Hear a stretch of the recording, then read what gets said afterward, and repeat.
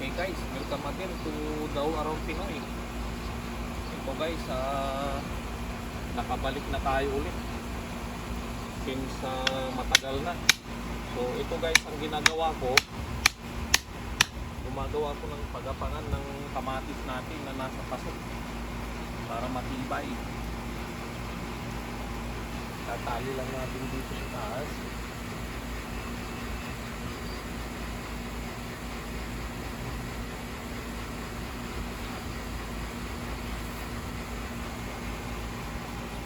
Baba.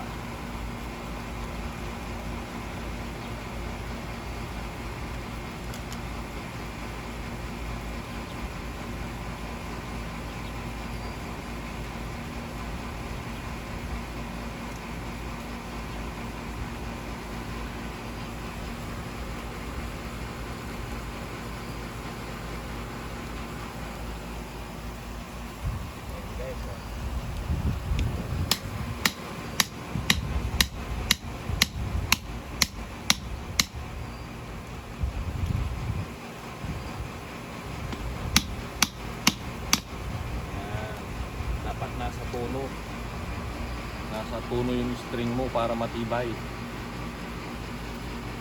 Ito guys yung mga used na fishing line ko.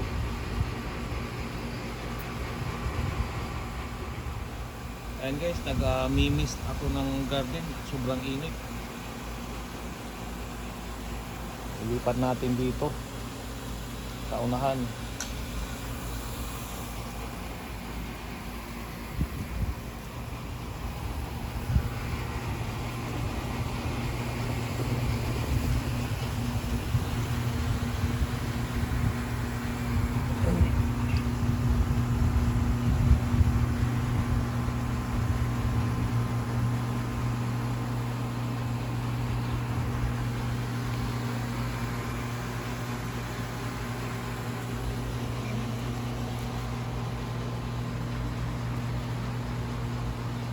Ito yung mga lettuce guys, oh. Tatanggalin ko na rin to ngayon para mataniman ko tong paso ng either sili or kamatis.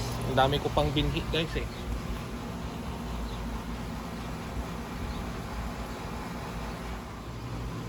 Ito yung pinabubulaklak ko na lettuce para pag namulaklak at nagbunga, yan ang kuan ko ulit next year. Yan ang binhi ko.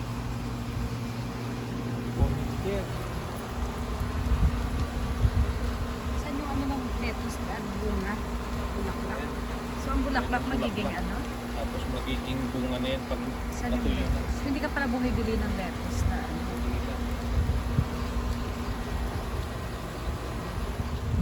So guys, ito sa harap ng bahay, nagtanim ako ng mga saluyot. Oh. Yan na, nag-start ng lumaki. Mabilis. Ito bagong tanim ko yan, mga buto. Lumalaki na rin. Ito mga ganito, tanggalin natin yan.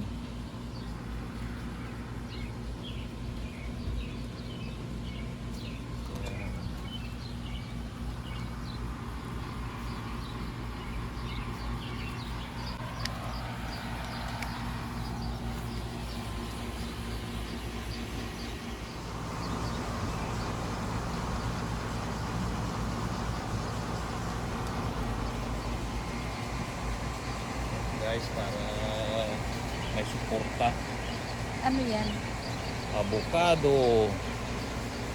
Pabubungahin natin ng maraming avocado. Maraming bunga. Yan. Wala ko ng kalabasa natin guys. Ito. Ayaw kong lumihis sa gusto kong pagapangan. So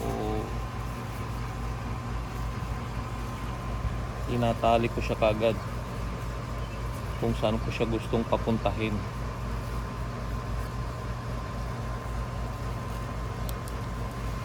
Yan.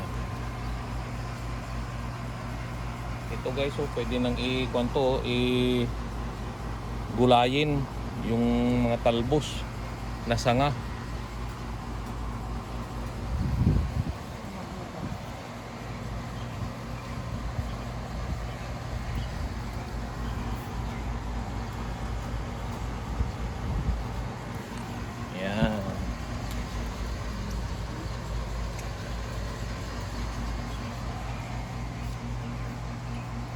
Ito yung tinanim ko na malunggay guys, oh. Hindi ko alam bakit nawala yung dahon, oh. May kumain kaya. Ito yung isa, oh, may tumutubo na.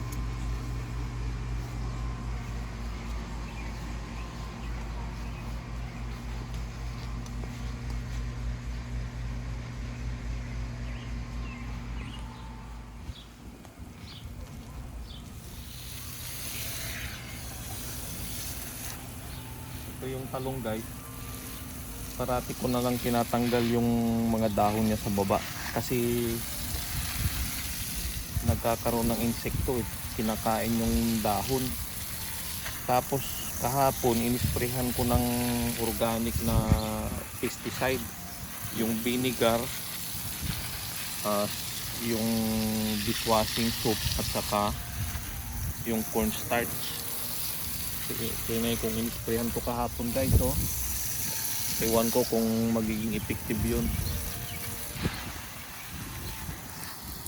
Alam nyo naman tayo, puro sa YouTube tayo nabubuhay.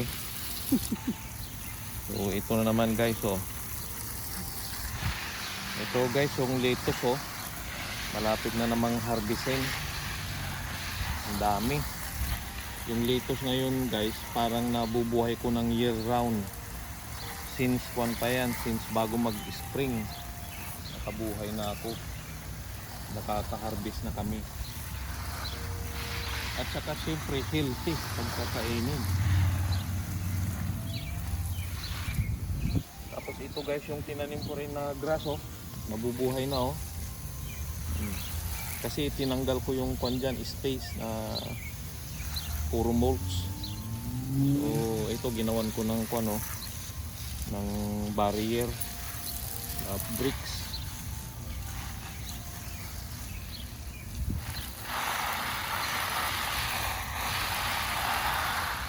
Ito tanggalin na natin to, oh. Kasi hindi naman ito yung bubuhayin natin dyan eh. Gugulayin to eh. Yan, may sili sa ilalim mo. Tinanim ko kahapon.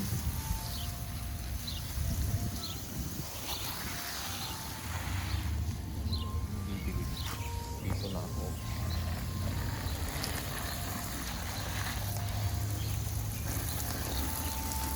Ito ang mahirap sa okra guys, oh. Nagbawas ako ng okra dito kanina dahil marami. Nilipat ko dito kaso parang mamamatay kaagad, oh. Kaya yung okra dapat from the seeds, hindi na dapat i-transplant. So dapat itanim mo seeds tapos dyan mo na palaguin. Ito kung sinong may gusto ng seedlings dyan, oh. Marami pa akong kamatis na seedlings, oh. Alam ko ito is cherry tomato.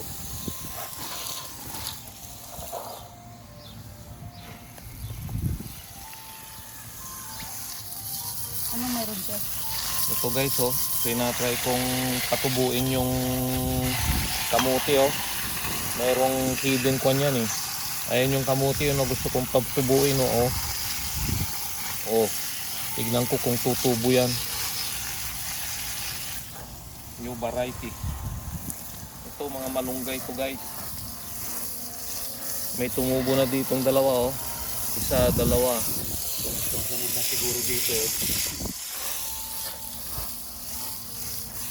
Kailangan parating diligin mo yan para tumubo ka agad. Tapos ito yung grass ko, oh. Puro ko na lang. Dandelions. Dandelion na lang.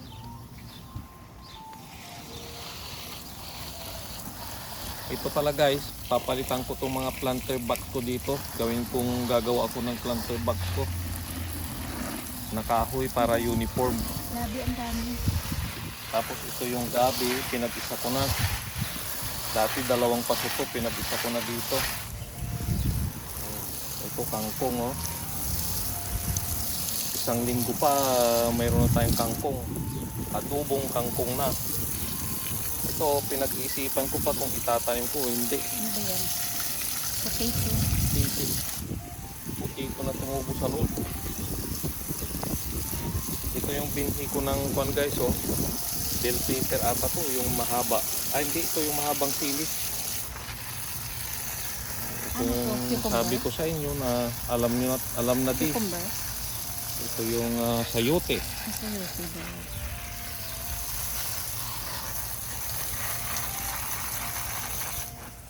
Guys, sige, okay. Sa susunod ulit at masyadong mahaba na. Baka maluya kayo sa kapapanood sa akin. Until next time. Okay.